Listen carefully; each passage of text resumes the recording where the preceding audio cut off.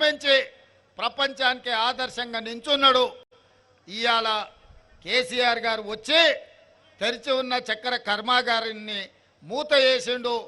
దాన్ని తెరవాలనే ప్రభుత్వ నిర్ణయం తీసుకొని విధి విధానాల కోసం శ్రీధర్ బాబు గారు, పెద్దలు జీవన్ రెడ్డి గారు దాని మీద కార్యక్రమం చేపట్టిండ్రు. రైతులందరం కలవడం జరిగింది.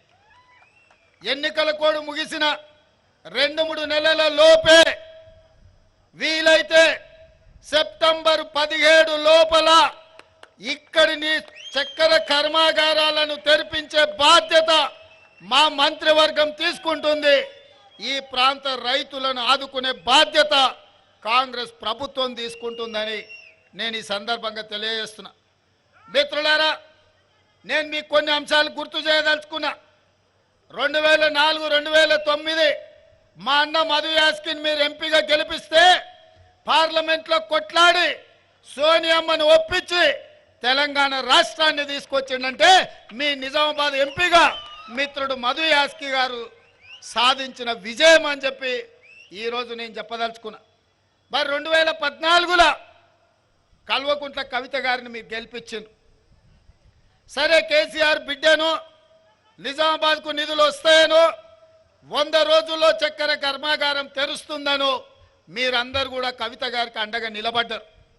మరి కవిత గారు 5 ఏళ్ళైనా చక్కెర కర్మాగారం తెరిపించలే, పసుపుకు గిట్టుబాటు ధర ఇవ్వలే, ఎర్రజొన్న రైతుల గురించి చెప్పాల్సిన పని లేదు. మొక్కజొన్న, సోయాబీన్ ఈ ప్రాంతంలో పండించే రైతులను పట్టించుకోలేదు.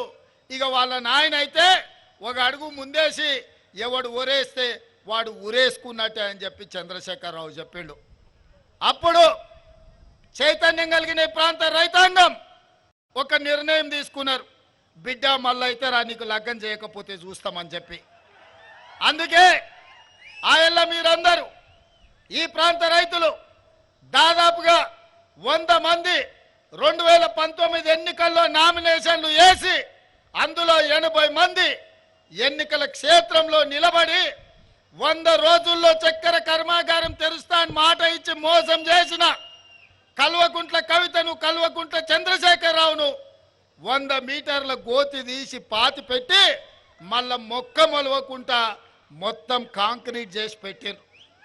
ఆ దెబ్బకు 2024లో కల్వకుంట్ల కవిత గారు ఎన్నికల్లో పోటీ చేయడానికే భయపడ్డారు.